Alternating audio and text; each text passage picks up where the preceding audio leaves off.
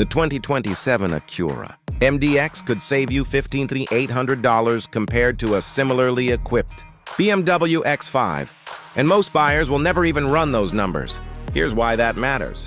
Right now, the three-row luxury SUV market is about to shift in a big way. We're tracking at least 5 major changes rumored for the next-generation MDX, and some of them could fundamentally change what you should be willing to pay for a luxury SUV in 2027. Whether you're driving a current MDX, cross-shopping German competitors, or sitting on the fence waiting for the right moment to buy, what I'm about to walk you through will change how you evaluate every three-row SUV on the market. There's a pattern here that dealerships won't spell out for you. Let's start with the money. A 2026 MDX starts at $51,800, a base. BMW X5 runs $69,050. That's a $17,250 gap before you even talk options. But here's what most people miss. When you option the X5 to match what comes standard on the MDX, three-row seating, panoramic moonroof, heated front seats, and the full safety suite, you're pushing that X5 well past $75,000. Now, the rumor is the 2027 MDX adds hybrid technology, a larger 14-inch touchscreen, and upgraded interior materials that close the gap to German luxury even further. If Acura holds pricing near where it is today, and historically, they've been very disciplined about that, the value equation gets almost absurd. But here's where it gets interesting. Having watched Acura's product cycles for a long time, what stands out is a company at a crossroads. The fourth-generation MDX launched in 2022 and received a major refresh for 2025, adding a new touchscreen, Bang & Olufsen audio, and Acura Watch 360. Acura typically runs 5 to 7 year generation cycles, which puts a redesign somewhere between 2027 and 2029. Industry reports suggest the next generation could ride on Honda's platform with a turbocharged hybrid powertrain. Honestly, this looks like a smart play. The Lexus TX already offers a hybrid, and the TX 500H makes more power than the MDX Type S while using less fuel. Acura knows it can't ignore that forever.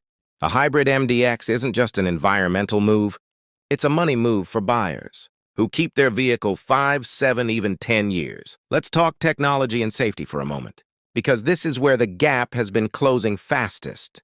The current MDX comes standard with adaptive cruise control, lane keeping assist, blind spot monitoring, and a surround view camera system, features that many German brands still lock behind expensive option packages. If the 2027 redesign adds the rumored 14-inch display along with an updated version of Acura Watch, you're looking at a driver assistance suite that rivals anything BMW or Mercedes offers, but bundled in as standard equipment rather than a $3,000 to $5,000 add-on.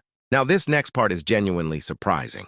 Let's talk about what happens to your money after you buy. A new MDX depreciates roughly 38% in 3 years.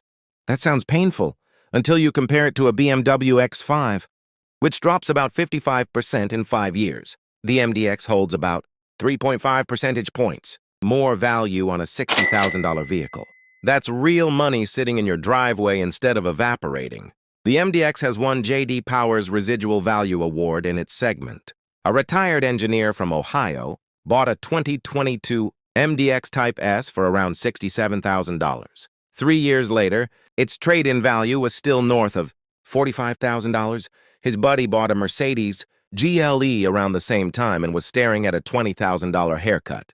That's the difference between buying smart and buying with your ego. And this is where the money really disappears. Maintenance and reliability. RepairPal gives the MDX a 4 out of 5 reliability rating, ranking it 7th out of 29 luxury midsize SUVs. Over 5 years, you're easily looking at $4,000 to $6,000 in savings on routine maintenance versus a BMW or Mercedes.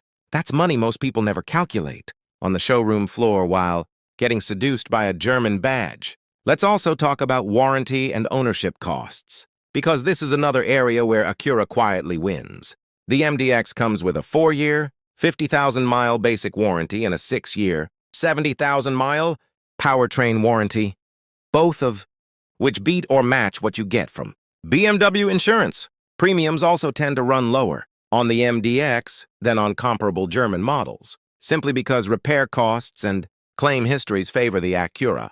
Add that up over a 5-year ownership period, and you're often looking at another $3,500 to $2,500 in savings that never shows up in the sticker price comparison. Now, here's something worth saving for last, because it could change your entire buying strategy. If the 2027 MDX gets a full redesign with hybrid power, here's what happens to the current generation. Prices on 2025 and 2026 models will drop. Not immediately, but within 6 to 12 months of the new model hitting showrooms. That creates what we call a golden window.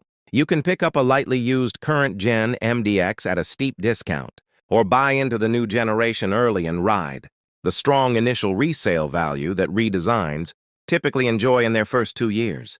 Either way, the smart play is knowing when the redesign lands and positioning yourself accordingly. Here's a simple framework.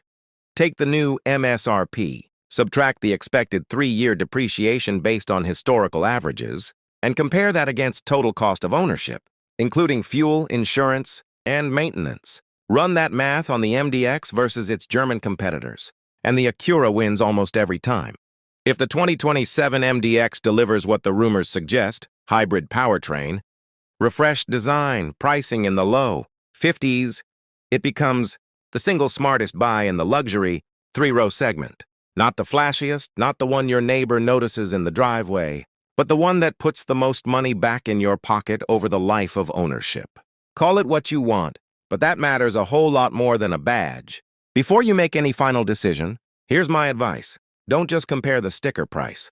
Sit down and run the 5-year total cost of ownership, purchase price, expected depreciation, fuel, insurance, and maintenance for every SUV you're considering.